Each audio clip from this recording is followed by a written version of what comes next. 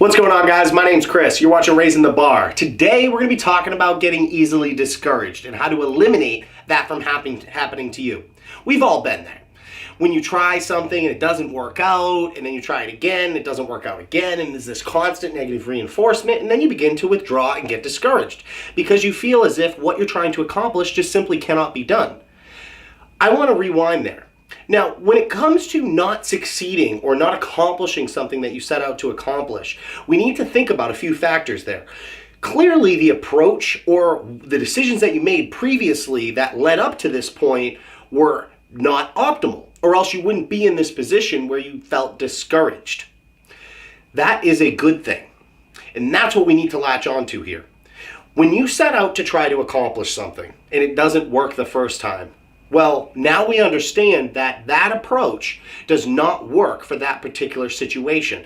The next time that you go about trying that, you're in a different position because now you know it doesn't work, so you could try something else.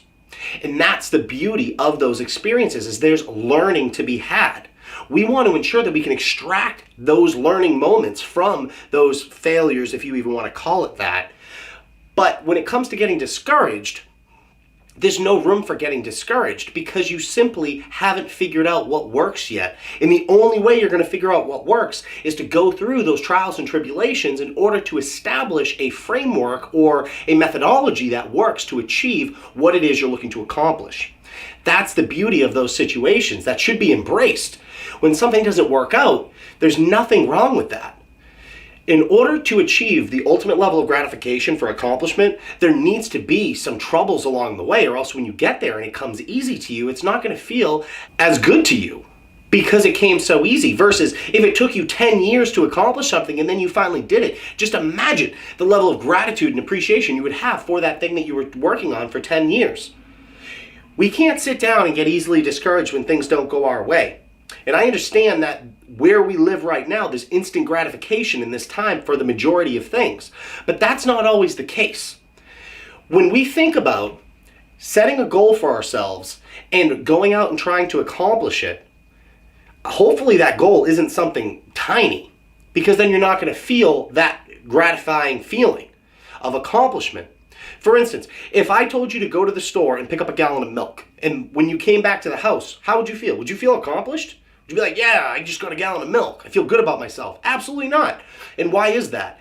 The reason is because it's so readily available. It's so abundant and accessible that there's no barrier to entry to getting that gallon of milk. So it seems infinitesimal in the grand picture of your life because of how simple it was. Same thing can be said for a new business venture, trying out a new job, interviewing, trying to get a girlfriend or a boyfriend.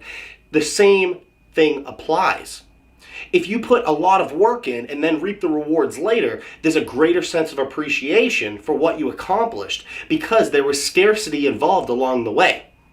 So you can latch on to that knowing that you worked for it, you succeeded, and you were able to accomplish it. When I was a kid, I used to play a lot of video games. It was very different back then. When I had a video game as a kid, man, I was very fortunate to have that video game, for one. But two, I didn't have a lot of games and I couldn't get more games. So I only had one choice. When it came to playing that game, if I got stuck at a particular level or a particular place, what was I going to do? I didn't have an option. I had to keep playing and trying over and over and over and over. And then ultimately you progress through the game. Now, I'm not going to say that I did that with every game because some are extremely difficult. And yeah, I gave up. I'll tell you, I gave up. But what I'm finding is, especially with the youth right now, there's so much instant gratification that takes place and accessibility to alternatives that the drive to persevere through those difficult levels is gone. For instance, you give a game to a child, let's say between 6 to 10 years old, they will play that game, and if they lose a couple times, they're done. They don't even want to try it anymore. Same thing with sports. You see this a lot, where a child will get into a sporting event, let's say baseball, and they don't do good at baseball, so they never want to play baseball again. Not understanding the fact that it takes years of development, training, course correction in order to excel at a particular thing. The same can be applied to you. In order to get to the next level in your life, And in order to progress and get closer and closer to where you want to be, there's going to be setbacks. That doesn't mean that you should get discouraged or give up. That's the worst case scenario, is you give up. Because if you give up, then you can truly fail. If you never give up, you can never fail. It's a fun fact. Now, some people will utilize failure, or the word fail as an acronym. First attempt in learning. Now, you could look at it that way. I don't like to look at it that way because there's multiple times where that's going to happen. But consider that acronym for a moment. First attempt in learning. Well, that's exactly what it is, isn't it? When you try something that doesn't work out, then you just learned that that approach did not work for that particular goal. We got to think about this when we're going through our day-to-day and times get tough. Because I hate to break it to you, things are going to get worse before they get better. That's usually how life works. So when the old saying, when it rains, it pours. Well, it's very true. Very true here. In order for us to make sure that we're on the right track and we're sticking with something, we can't get discouraged along the way. I will give you a prime example. This particular YouTube channel that you're watching, I've been putting out videos for a few months, and the view counts and the subscribers aren't where I want them to be, but there's nothing wrong with that. That is completely okay, because that's part of the process. The odds of putting up a video or putting up a picture or starting a business and being an overnight success is so unrealistic, it's not even funny.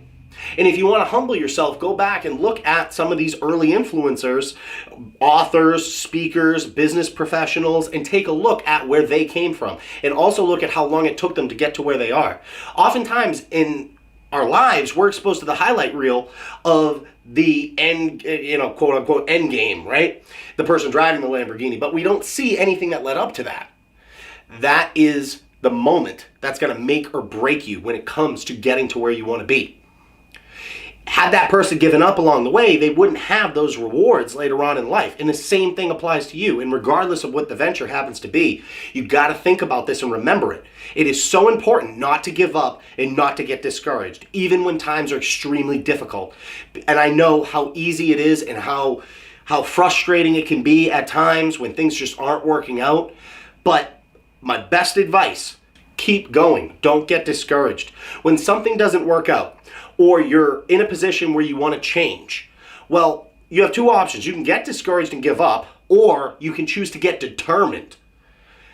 Determined to achieve that, to make the necessary changes, to change yourself as a person, your thought process, how you conduct yourself in order to get to that point. But the only way that you're going to be able to figure out what changes you need to make are through those quote unquote failures, in order for you to understand what works and what doesn't work. And that is part of the success path. It is not linear. It is highs and lows. You're going to hear me say this a lot on the channel, where you think things are going good and then it falls off. You're sitting there questioning yourself, your abilities. And ultimately, at the end of the day, you have to keep going. You have to keep trying. Try again, and keep going. Because eventually, statistically speaking, if you stick with something long enough, not only are you going to get better at it, but your likelihood of succeeding goes up as time goes on. It's very important to remember this as you're going into something new. Let's take, for instance, you want to get a job. You're fresh out of college, or maybe you're in the middle of your career and you want to transition. You go out, you apply for various positions, you interview with companies, and nobody wants to hire you. Why is that? Why does nobody want to hire you? Well, clearly there's a reason, right? Perhaps maybe you're not qualified. Let's say you are qualified though and you still don't get the job. Well, now we need to look intrinsically and figure out what our values are that we're putting out in that interview that are leading them to believe that we are not the correct person for that role. And the best way to go about doing that is to analyze yourself. Sometimes when we talk, we can't understand how we're being perceived. We think we're saying this and it's being perceived the way that we intend it, but sometimes it's not being received that way on the other end. A great way to avoid this is actually recording yourself. Leave yourself a voicemail. Look up an interview question. Leave yourself a voicemail with your response to that interview question. Give it an hour and then listen to that voicemail back again and see how you sound. That's the practice. You go into an interview, you get asked this question, you figure it out, all right, maybe I didn't answer it correctly. Should I have done this differently? Should I do this? Well, guess what? Due to all of the opportunities out there, you can pivot and change and adjust, and eventually you're going to find something that sticks for you. There is no finite solution to this, by the way, as far as the interview process goes, but it is a matter of learning, figuring out what works, figuring out what doesn't, doing your research, doing your preparation, in order to ensure that when you walk in there, you can walk in confidently and have everything dialed in so you know exactly what your game plan is moving forward. And that is the exact same thing that you could apply to various other aspects of your life.